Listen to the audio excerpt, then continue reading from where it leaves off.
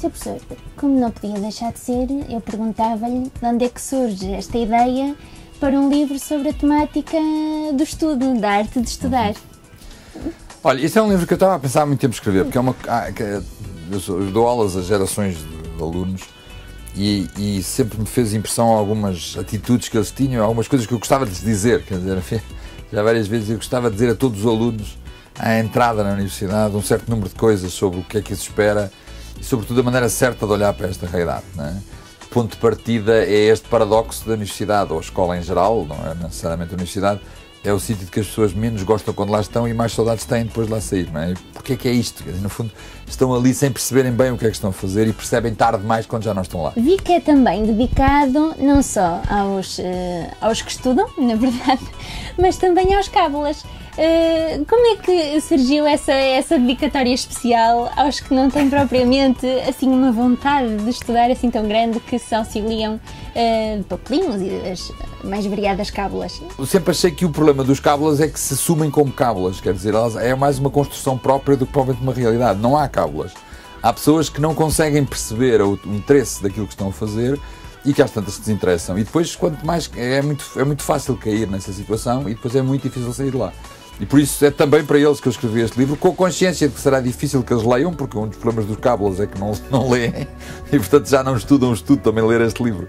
Não é fácil, mas é para eles mais do que talvez até para os outros que eu escrevi, porque de facto é muito fácil deixar de ser cábula, desde que 3 ou 4 coisas sejam percebidas, não é? Eu sempre tive notas bastante razoáveis, estudei toda a vida, ainda hoje estudo muito, mas sempre estudando o mínimo possível. Porquê? Porque ia direto àquilo que era a maneira mais simples, por exemplo, ter atenção nas aulas, que é uma maneira excelente de não estudar. Um dos maiores erros dos cábulas é que estão na aula a dormir e depois têm que estudar tudo outra vez, o que dá o dobro do trabalho. Não faltam, ficam lá a dormir e depois a seguir chegam a casa e têm que estudar outra vez. Perdem dos dois lados. Eu nunca saía de uma aula sem perceber a matéria. Porquê? Porque me poupava imenso trabalho, depois não precisava de estudar. Eu raramente estudava muito, é isso que digo no livro.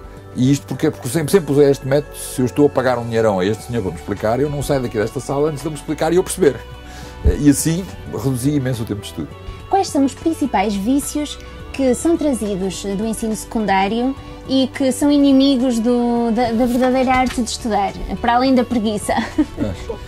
Não, eu diria que o principal problema é as pessoas não perceberem o que é que a universidade pretende. E a universidade pretende não tanto meter informação na cabeça das pessoas, porque isso são os computadores, isso são os livros, a gente vai lá, mas mudar a maneira de pensar e, sobretudo, interessar as pessoas pelas coisas e obrigá-las a ver o mundo de outra maneira. E é isso que as pessoas têm dificuldade em fazer, porque estão muito habituadas a despejar matérias, a decorar e despejar. Isso acontece, por exemplo, com o ensino de economia. Eu sou professor de economia e no liceu há cadeiras de economia. Onde eu a última vez que fui ver, já há uns anos que não vou, mas a última vez que vi, havia 20 definições diferentes de economia que os alunos tinham que decorar aquelas definições todas e depois, evidentemente, eram perguntadas e eles tinham que as despejar. Isso é uma maneira horrível, não ensinem nada de economia. Eu, aliás, fico espantado como é que eles depois disso ainda querem vir estudar economia, porque é simplesmente uma maneira de decorar coisas sem nunca perceber de facto o que é economia. Atualmente passam-se 12 anos de escolaridade e muitas vezes passam-se esses 12 anos e a pessoa não sabe estudar, por simplesmente, por inúmeras razões. Acha que devia haver, não vou dizer uma disciplina, mas algo que ajudasse a explicar como é que se pode melhorar a forma de estudar? Sim, repare, eu diria que normalmente hoje os professores têm uma enorme quantidade de cadeiras de pedagogia para aprenderem a ensinar e há um grande esforço nisso. E há muito esforço, pouco esforço do outro lado, quer dizer, do lado dos alunos. Os alunos perceberem qual é a lógica, qual é o interesse disto. As próprias cadeiras, normalmente, os ensinos no liceu, nos outros sítios, repare, a instrução primária, quando estamos a falar da formação inicial, aí é aprender a ler, a escrever e a contar e pouco mais. Portanto, isso é uma coisa fácil de explicar. Pronto, isso aí é simples e as crianças ainda estão abertas ao mundo nessa altura.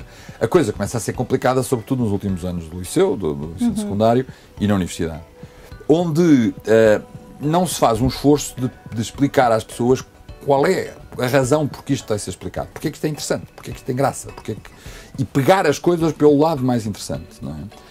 Repare que, como eu digo, também é importante que a escola ensine a trabalhar, e isso não é agradável. Portanto, hoje também há um esforço demasiado do outro sentido, quer dizer, tira-se-lhe a dureza, a dificuldade de enfrentar o trabalho que tem que ser feito.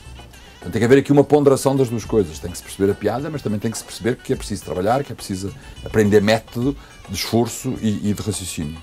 E isso muitas vezes as pessoas não querem, não é? E então aí, quando não quer, não há nada a fazer.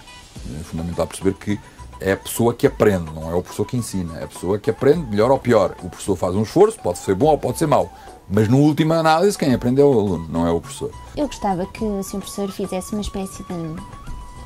explicar para quem é que escreveu este livro, alunos, professores, e de que maneira é que ele pode ser útil tanto durante a vida académica como na profissional, e vi que tem muitos excertos de parábolas, excertos da Bíblia, é bastante de leitura levezinha, embora não seja de uma mensagenzinha do que é que podem encontrar. Bem, é muito importante, e digo isso logo no princípio do livro, isto não é uma solução mágica para as pessoas ficarem a ser bons alunos de um dia para o outro. Não é?